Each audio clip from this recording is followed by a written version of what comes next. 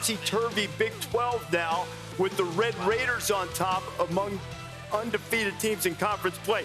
The three favorites in the preseason, the three teams are 2-6. That's Utah, Kansas State, Oklahoma State. Oh, man.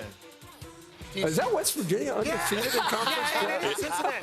Wow. It is, but it's also Iowa State. You know, in Morgantown, they're going to honor the father of Iowa State quarterback Rocco Beck today.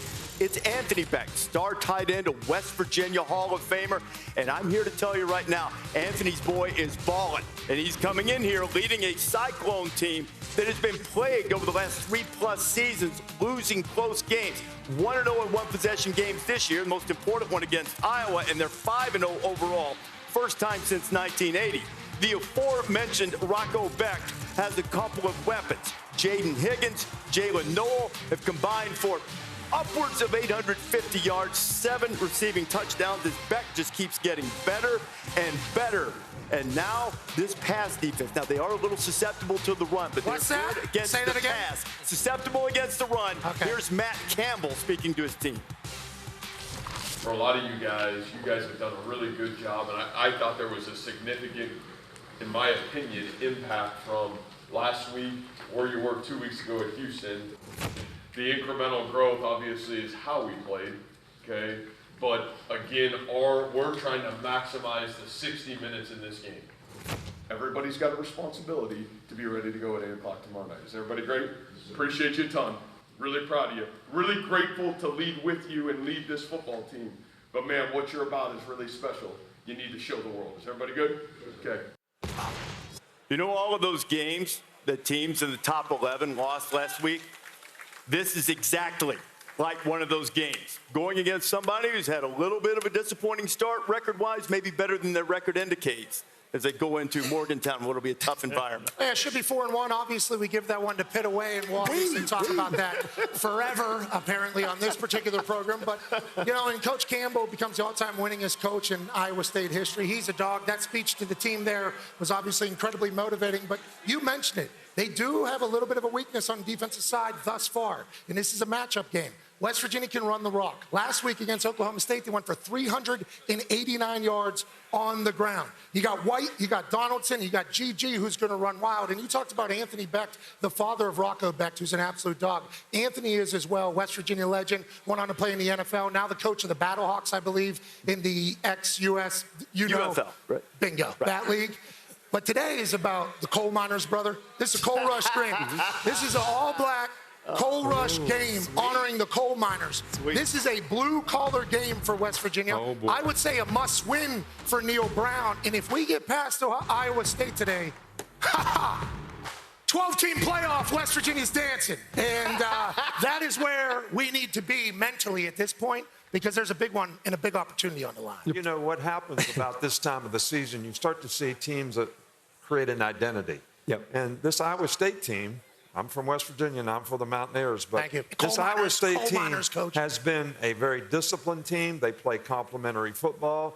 They play well on defense. The 3-3 stack lends itself to being a little bit weak against the run, but it is a good defense, and they got to create some negative plays to stop West Virginia's run. But this is a team that I think people are going to start to recognize because they do play the kind of football that is winning football. Yeah. And hopefully that will continue for them. You know, I like about Iowa State, okay, you can run the ball on their defense, but they're number one in scoring, passing, and total defense in the conference, too. I like their offense. Their personnel groupings, they normally play like 12 personnel, which they do 47% of the time, 13 personnel, meaning they put tight ends on the field a lot. When a team does that normally, usually they're very good on defense. So I think this is a great matchup to see if they can stop the run, but will they be able to stop Rocco Beck in that offense? I think this is an offensive style that travels well into a really that environment tonight that you're describing. It's, you know how it is at West Virginia at night. Any week, now you pull out the coal miners jerseys, the all black. I mean, they're going to be wound up.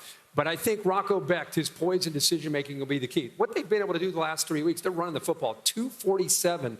Talking about West Virginia running, Iowa State's been running the football too. I think their style travels well into that environment. I like Iowa State to win that one. All right, Iowa State a 3-point favorite Picks are on the road.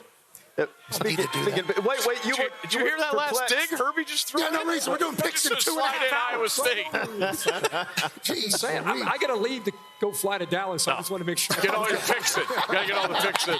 But, you know, Rocco is probably one of the biggest unknown stories as a dual-threat quarterback in this country. And I think he's going to get a lot of attention as the season goes on. Yep. He's a dog. Sure. He's got to be able to handle his emotions today, too. And Exactly. That's a big deal. It might be a bigger deal for his dad to handle them. Yeah. Dad's He's going to be a fired little up. wound up. Anthony's going fired back up. home. For us to handle, Steve's 14-4 against the number on the year. My man, Here, Steve. Let's is celebrate. cooking. Against the number. Stanford Steve is cooking. Yeah. Whatever you say, I'm right here listening. No, that's right. Hey, we're 25 minutes in, no haymakers from Coach. I'm good. I'm good to go. Hey, how do you feel about this West Coast crowd here? 25 minutes in, this crowd is already way better than last week when that place we were. The energy is incredible. That's a Stanford guy. Yeah. Thank you, Dennis. Let's get one out of the way early. Illinois is giving a boatload to Purdue. Lost season for the Boilermakers. Illinois has got Michigan, and then they have these Ducks after that. I think Illinois takes care of business. We're going to lay the big number with the Illini. Okay. 23. Purdue has been scuffling. Yeah, lost their quarterback, too. It's not great. It's been tough. Pete Thamel joins us now. Pete, two big games today, biggest games, the one that we're talking about here in the Red River. Let's start with some stories you're following here in Oregon, Ohio State. Yeah, well, right here tonight, Rece, the biggest story of the day is the status of star Oregon defensive end Jordan Burks. I've been told that his status is in flux for tonight's game. He suffered a lower body injury in practice on Thursday, and it's uncertain if he's going to play tonight. He's obviously the Ducks leader in sacks and TFLs. Would be a huge blow if he can't go against that Ohio State offense. Now, shifting over to Red River tonight, or this afternoon, excuse me, it's more bad news for the Oklahoma offense. They're 119th in the country in passing, and they're again going to be without their top 5 wide receivers. Deion Burks was ruled out late in the week, and Michael Hawkins in his second start is going to have to look to other options to move the ball. As for Quinn Ewers, he passed his final test. He obviously missed the 2 games with the oblique injury on his left side. I was told the final test he really had to pass this week to be close to 100% was pushing the ball down the field. He did that well in practice. He's good to go in his homecoming. Good work, Pete. Really good. Baby PD. Had a baby, Pete. And Pete, the numbers that Quinn Ewers put up in the Red River. Now, look, 1 win, 1 loss. The turnover's the biggest deal last year. But Kirk, as you look at Ewers, I mean, Sarkisian said he's benefited from not having to rush back. Arch Manning there. But you do want to see what it's like when he rips it under game conditions there, right? Yeah, we talked to him yesterday on our call when we were meeting with Sark and the players, and I asked him if he feels it at all. He said he doesn't feel it. When he does, let it go. Remember, in 22, he was coming back from a broken collarbone, missed 3 games leading into the Red River Rivalry, and then went off, had a monster game. So he's a veteran. I'm sure he'll handle it. What you just heard, have you ever heard in the history of college football, you lose not 2 or 3, but top 5 wide receivers off of one team? So you're playing your 6th, 7th, 8th receiver, and you're playing a true freshman quarterback. You're going to have to win with defense, turnover margin, special teams, hidden yards. That's the only shot, I think, OU, with all those injuries, they can win this game. Well, and I think it's bad luck for them that Ewers is coming back because he's a much more efficient guy.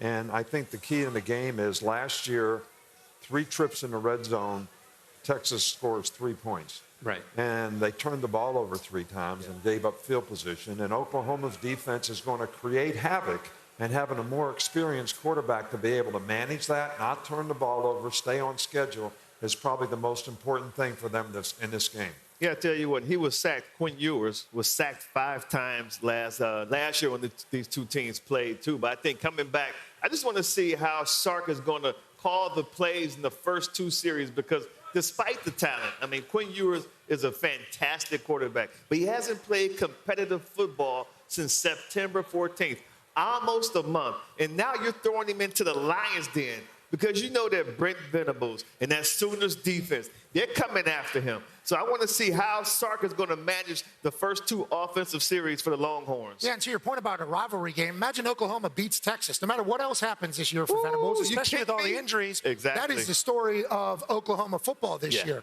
And to your point about last year, not only was he sacked 5 times, had 2 picks, 1 fumble, was careless with the ball, and he got attacked, obviously, from all angles. And then you think about all the storylines that were developing over the last few weeks as Arch Manning goes out there and absolutely cooks. People think, is Quinn Ewers, the former Heisman favorite, the man who had, like, I think 4 incompletions in the game in which he got hurt, is he the guy that should be starting over Arch Manning? It's like Quinn could go bananas tonight, and I think that would be expected by everybody. Yeah. It's just one last thing that Oklahoma's playing. They don't have one guy that played in this game last year offensively. Right. All 11 are new. Yeah. And they've had 12 different, we're talking about a freshman quarterback, 5 receivers down. They've had 12 different offensive line combinations. So the injuries have hit him up front as well. He's the first true freshman quarterback to ever start for Oklahoma in the Red River Rivalry. Yeah. This is not the first time Ewers has been injured and had to come off of missing some time and playing well, and he's been able to do that. But the one thing Sark will do, to your point, Sark has confidence and trust in his players, man, and he will open it up. That's the one thing I loved about him when he was our offensive coordinator. I would say, you sure you want to do that? And he'll be swinging it. So. Well, I tell you what, Ewers has been terrific. He's put up numbers against Oklahoma. But you do know who beat Texas last year at quarterback. Current Oregon quarterback Dylan Gabriel led those down the field for the winning score. The Duck has a message. Duck's got a message. There's the message. Coach Corso. Miss you, buddy. Yeah, we all do. Yeah. That's all of us. That's a good kiss blow from a Duck. I like that. He's Coach's favorite. That's his favorite mascot. I talked to Coach this week. I said, Coach, you'd have your hands full. You had your first love, Ohio State. You got Brutus. And your favorite mascot. That's right. Who would you pick? Yeah. I don't know. Should I say? No. You're giving away I'll say it. Now? I'm going to say it right now. I'm leaving. He's I'm leaving. getting it all out. You're not about to leave yet, though, are you? Yeah. In a little bit. Damn. Really? He's got an hour. Like 2 more segments. He's picking his first love, Ohio State. The Bucks. He's going with the Buckeyes. Hold the sign up high, Duck. Yeah. His first love.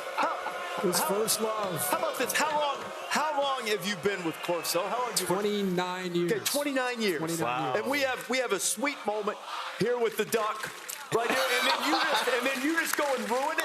Is that how it is? I think they're talking. I asked him. I said, "Are you sure you want me to tell people?" Yeah. And he said, "It's a tough one." They're saying Buck, Ohio. I think a lot of bull riding out here. Yeah. Buck, Ohio. Yeah. Buck. You know, they're kicking him out. Truck, Ohio? Trucking, too. I think they're going to truck him back like 47 hours. Oregon is far out here, but it is a beautiful place with wonderful people.